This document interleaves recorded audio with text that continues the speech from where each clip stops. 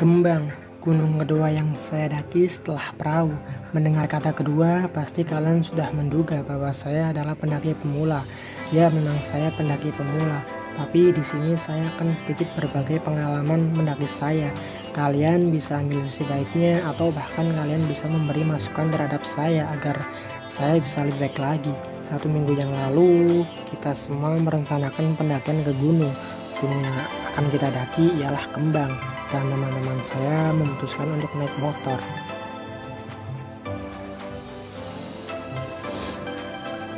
Oh iya, saya lupa untuk memperkenalkan diri. Jadi nama saya Eko. Saya mendaki bersama teman saya, jumlah totalnya sih 12 orang. Kalau kalian berpikir banyak, ya memang banyak.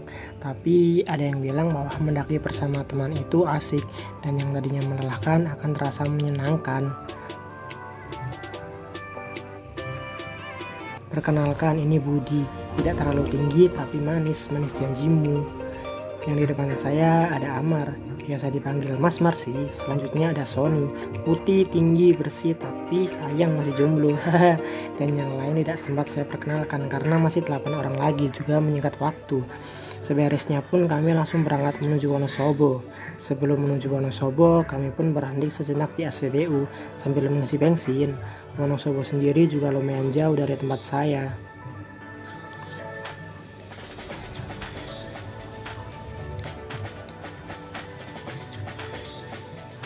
Semakin ke atas, jalanannya pun semakin berkelok-kelok, sehingga sangat berhati-hati sekali buat pengendara motor.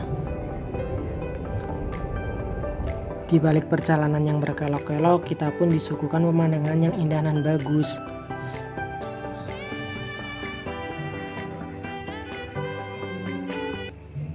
Melelahkan juga ya naik motor selama 5 jam, tapi semua terbayar dengan keindahan alam yang ada di Dieng dan Wonosobo. Jalanannya pun naik turun, sama seperti rasa ini, tidak labil, naik turun.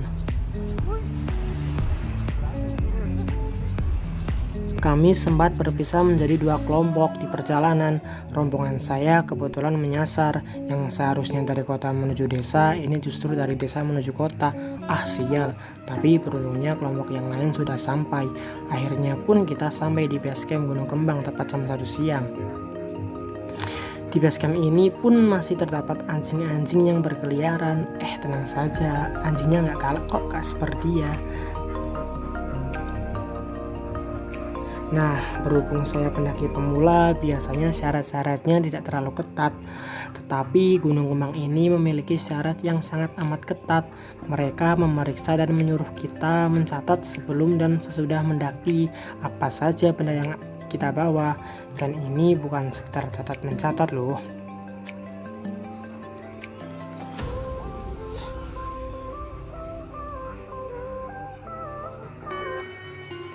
Makanan dalam kemasan plastik sekali pakai pun harus dikeluarkan dalam plastiknya, lalu ditempatkan di satu tempat.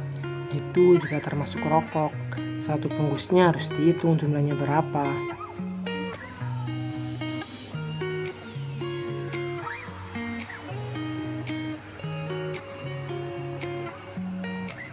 Dan selepas merokok, putungnya pun harus dipisahkan sendiri dalam wadah yang sudah disediakan di base camp. Kalian yang suka merokok pada saat pendakian, jangan buang putungnya sembarangan ya. Kalau kalian kehilangan satu putungnya, masalah jadi berapi. Kalian pun harus siap menerima risikonya. Gelas cup aqua dan air mineral dalam botol plastik sekali pakai pun tidak boleh dibawa dan harus dipindahkan ke tumbler. Sementara air untuk memasak bisa ditempatkan di jerigen. Untung saja dari rumah sudah bawa jerigen sendiri, jadi bisa menghemat biaya lah. Dan soal sampah pun kita tidak bisa berbohong, karena kalau ketahuan bohong itu dendanya untuk satu item saja seperti satu potong rokok bisa 1 juta rupiah, gede dong. Tapi semenjak ada COVID-19, semua persyaratan di atas pun belum lengkap.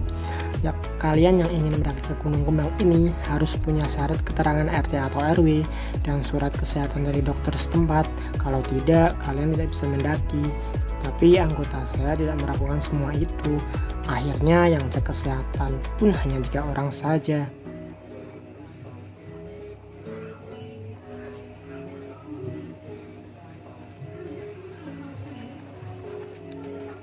Dan setelah registrasi hanya terdapat 3 cek kesehatan, padahal 1 orang wajib punya surat sehat. Akhirnya mau gak mau, saya dan 8 teman saya cek kesehatan di base camp. Untung saja ada Bu Bidan yang mengecek kesehatan. Untuk kalian, saya berharap janganlah seperti saya yang halnya menyepelekan. Kalian cek kesehatan di tempat kalian saja, biar saat registrasi pendakian tidak repot. Setelah persyaratannya lengkap, kami pun memulai pendakian. Anehnya, saat kita memulai pendakian, ada anjing yang mengikuti kita. Tenang saja, anjing itu jinak kok. Jadi gak usah takut deh. Dan setelah naik sampai ke Punteh, satu teman saya bilang, "Trekking poolmu mana?" Oh iya, trekking poolnya ternyata ketinggalan di base camp. Gara-gara trekking pool ini ketinggalan, jadi saya nggak mau harus kembali ke base camp. Gara-gara trekking pool ini menyusahkan, dan akhirnya saya lari-larian sendiri, nggak ada yang nemenin. Dan lebih uniknya, sebelum masuk hutan terdapat tulisan seperti ini.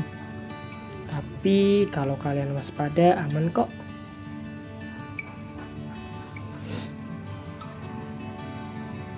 Waktu pun mulai gelap. Akhirnya saya gak bisa menikmati hutan yang asri ini. Kami beristirahat sejenak. Sudah tepat jam 20.00, belum sampai puncak. Sambal terus mau. Betapa butuh perjuangannya. Nge-vlog. Halo, sahabat entrepreneur, salam buat luar biasa. Hidup itu harus semangat, jangan mengeluh, dan lakukan apa yang kamu bisa lakukan. Setelah kamu lakukan apa yang kamu bisa, lalu kau serahkanlah kepada yang di atas, Allah Ta'ala. Amin amin ya rabbal alamin. Salam. Akhirnya mau gak mau sampai puncak pun jam setengah 10 malam.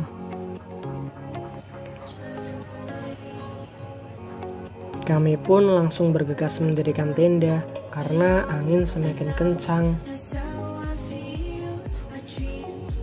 Tenda pun jadi, akhirnya kita bisa tidur.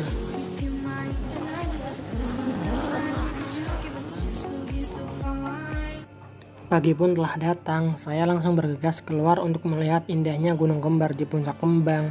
Kalian pasti bertanya-tanya kan, apa sih Gunung Kembar itu?